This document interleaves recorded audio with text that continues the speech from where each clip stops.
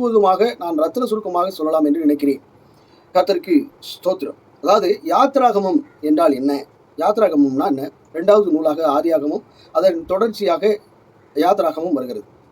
அப்போ இந்த யாத்திராகமம் என்றால் என்னன்னா வெளியேறி செல்லுதல், ஒரு தேசத்தை விட்டு இன்னொரு தேசத்தில் வெளியேறி நடத்தி கொண்டு போகிறது என்ற பொருள். அதை விடுதலை பயணங்கள் அப்படிங்கிறது அர்த்தம். இந்த யாத்திராகமம் என்னன்னா கிமு 5ஆம் நூற்றாண்டில் பாபிலேயனுடைய அடிமைத்தனத்தில் இருந்தபோது இந்த யாத்திராகமம் புஸ்தகம் எழுதப்பட்டிருக்கிறது. இதில் யார் அடிமைகளாக போகப்பட்டனர், எகிப்து தேசத்துக்கு எப்படி போனாங்க அப்படிங்கிறத நம்ம பார்ப்போம், தொடர்ச்சியாக பார்ப்போம். முதல்ல இந்த கதையினுடைய நாயகர்கள் யார் அப்படின்னு பார்த்தா, முக்கிய கதாபாத்திரம் யார் அப்படின்னா மோசே, அதே போல் ஆரோன், அவங்களுடைய சகோதரி மரியம். இந்த மூன்று பேருமே வந்து எப்படின்னா, ஆரோன் வந்து மோசேவின் மூத்த சகோதரன் தான் அந்த ஆரோன். அதே போல் மோசேவினுடைய சகோதரி மரியம் மற்றும் பார்வோன் அப்படிங்கிற அதாவது எகிப்தில் பெயரிடப்படாத ஒரு பார்வோனாக அரசராக இருக்கக்கூடிய தான் இந்த 3 பேர் தான், 4 பேர் தான் புக்கில் இருக்கக்கூடிய.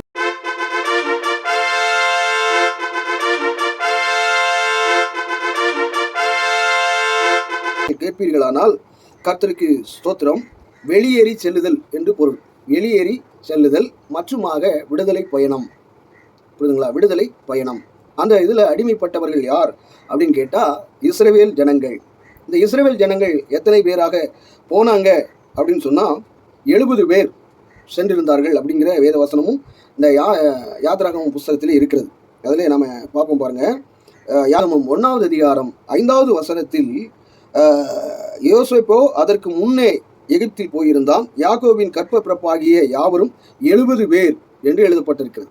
அப்போ இந்த 70 பேரை நாம் 5 பேராக கூட்ட வேண்டும். யாருன்னா யாக்கோபினுடைய மகனாக இருக்கக்கூடிய யோசேப்பு முன்னமே போகிறார், அவருடைய பிள்ளைகள் 5 பேர்.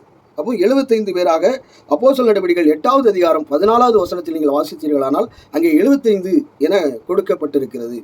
இப்போ அந்த இஸ்ரவேல்னா யாரு அப்படின்னு பார்த்தா, இஸ்ரவேல் என்பது யாக்கோபுனுடைய பெயர். இஸ்ரவேலர்கள் அப்படின்னா தேவனோடும் மனிதர்களோடும் போராடுகிற ஒரு மனிதர்கள் அப்படி என்று பொருள்படுகிறதாக இருக்கிறது. பாருங்கள், அதுக்கும் நான் விளக்க வசனத்தை தருகிறேன்.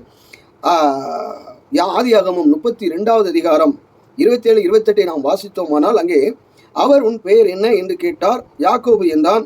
அப்பொழுது அவர் உன் பெயர் இனி யாக்கோபு என்னப்படாமல் இஸ்ரவேல் எனப்படும், தேவனோடும் மனிதனோடும் போராடி மேற்கொண்டாயே என்றார்.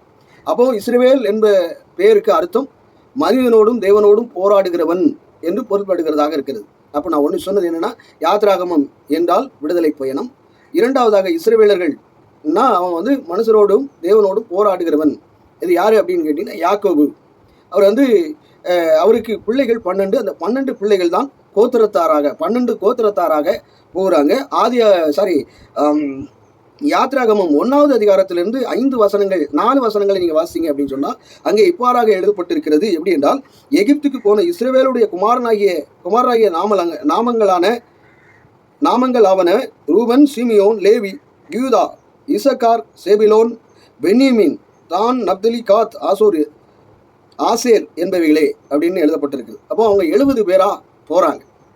அந்த 70 பேரும் வந்து எப்படின்னு கேட்டிங்கன்னா, எகிப்து தேசத்தில் பெயரிடப்படாத அந்த எகிப்தியனுடைய ராஜன் வந்து என்னன்னு கேட்டிங்கன்னா பல அடிப்படை, அதாவது என்னன்னு கேட்டால் சோதனைகளை கொடுக்குறான், ரொம்ப வேலைகளை வாங்குகிறான், செங்கல் சூளைகளில் இது பண்ணி ரகமான காரியங்கள் எல்லாம் இந்த யாத்திராகமம் 1வது அதிகாரத்தில் எழுதப்பட்டிருக்கிறது. இஸ்ரவேலர்கள் அப்படி அடிமைப்படுத்தப்படுகிறார்கள். அப்போ வந்து என்னன்னு கேட்டிங்கன்னா அங்கே எபிரேயர்கள் அப்படி என்று குறிப்பிடப்படுகிறது. இஸ்ரவேலர்களை எபிரேயர்கள் என்று குறிப்பிடுகிறது. அப்போ எபிரேயர்கள் என்றால் அடிமைக்குள்ளாக இருக்கிறவர்கள், அடிமைப்படுத்தப்பட்டவர்கள் என்றும் பொருள்படுகிறது. அது ஒரு பாசையாகவும் பொருள்படுகிறது. இப்போ என்னென்னா, எல்லாரையும் ஆண் மக்களை பூராத்தையும் அந்த வசனம் யாத்திராகமம் 1லேருந்து நீங்கள் வாசிங்க அப்படின்னா அடிமைக்குள்ளே படுறாங்க. இருந்தாலும் ரொம்ப பலவான்களாக ஸ்ரீமார்கள், பெண்கள், சகோதரிமார்கள், இஸ்ரவேல பெண்கள் எல்லாரும் பலவான்களாக இருக்கிறாங்க அப்படின்னு சொல்லி அந்த மருத்துவச்சிகள் அந்த சொல்கிறாங்க. இப்படி பலதரப்பட்ட காரியங்கள் நடக்கிறது. ஆண் மக்களை எல்லாம் கொன்று குவிக்கும்படி எகிப்தியன் வந்து சொல்கிறான். ஆனால் மருத்துவச்சிகள் வந்து தேவனுக்கு பயந்தபடினாலே அவங்கள ஒழித்து வச்சு சில காரியங்கள் ஊடாக அவங்கள வலுவாக பெறுகிறாங்க. அது எதனால் பெறுகிறாங்க அப்படின்னா, ஆபிரகாமுக்கு ஆண்டவராகிய இயேசு கிறிஸ்துவானவர் சொன்ன காரியம் என்னவென்றால், நான் உன்னை ஆதியாகமம் 12:2 12, 2, 3 ஆகிய வசனங்களை நம்ம வாசித்தோம் அப்படின்னு சொன்னால், நான் உன்னை பெரிய ஜாதியாக்கி உன்னை ஆசீர்வதித்து உன் பெயரை பெருமைப்படுத்துவேன், நீ ஆசீர்வாதமாய் இருப்பாய், உன்னை ஆசீர்வதிக்கிறவர்களை ஆசீர்வதிப்பேன், உன்னை சபிக்கிறவர்களை சபிப்பேன், பூமியில் உள்ள வம்சங்கள் எல்லாம் உனக்குள் ஆசீர்வதிக்கப்படும் அப்படிங்கிற அந்த வாக்குறுதி, ஆபிரகாமுக்கு கொடுத்த அந்த வாக்குறுதிகள் அவர்களுடைய சந்ததிக்கு போய் சேர்கிறது. அப்படினாலே இஸ்ரவேல் ஜனங்கள் எவ்வளவாய் அடிமைப்பட்டிருந்தார்களோ அவ்வளவாய் பெருகினார்கள். எகிப்து என்பது பறந்து விரிந்த மிகப்பெரிய தேசம். அந்த தேசத்தில் இஸ்ரவேலர்கள் 75 பேராக போகிறார்கள். ஆனாலும் ஆண்டவருடைய கிருபையினாலும் ஆண்டவருடைய சொல்லின்படி, வார்த்தையின்படி, உடன்படிக்கையின்படி அவ்வளவாய் பெருகி போனார்கள். அப்போ நம்முடைய ஆண்டவராகிய இயேசு கிறிஸ்துவானவர் எப்படி என்றால் விடுதலை தருகிறவர், பாவத்திலிருந்தும் மற்றும் சாபத்திலிருந்தும் எல்லா காரியங்களிலிருந்தும் விடுதலை தருகிறவர். நாம் அவருடைய உபதேசத்தில் எல்லாவற்றிலும் நாம் நிலைத்திருக்க வேண்டும் என்பதே இந்த யாத்ராகமம் 1வது அதிகாரத்தை நாம் நிழலாக உங்களுக்கு எடுத்துரைத்து சொன்னேன். கர்த்தருக்கு ஸ்தோத்திரம். இப்போ யாத்ராகமம் என்றால் என்ன? விடுதலை பயணம். இஸ்ரவேலர்கள் யார் என்றால் யாக்கோபினுடைய 12 குமாரர்களே. அவர்கள் 12 கோத்திரத்தார்களாக பெருகி போனார்கள். இன்று வரையும் நம்ம பழைய ஏற்பாடு முழுவதையும் வாசித்து பார்த்தீங்க அப்படின்னு சொன்னால் இஸ்ரவேலர்கள் மிகுதியாக பெருகி போனார்கள் என்றே குறிப்பிடப்படுகிறது. நம்முடைய ஆண்டவர் அப்படிப்பட்ட ஆண்டவராக இருக்கிறார். புரியுதுங்களா? இது நமக்கு நிழல் தருகிற காரியமாக இருக்கிறது. இன்னும் அதிகமாக இந்த யாத்ராகமம் புஸ்தகம் 1வது அதிகாரத்தை முழுவதுமாக இன்னும் நாம் தியானிக்கலாம்.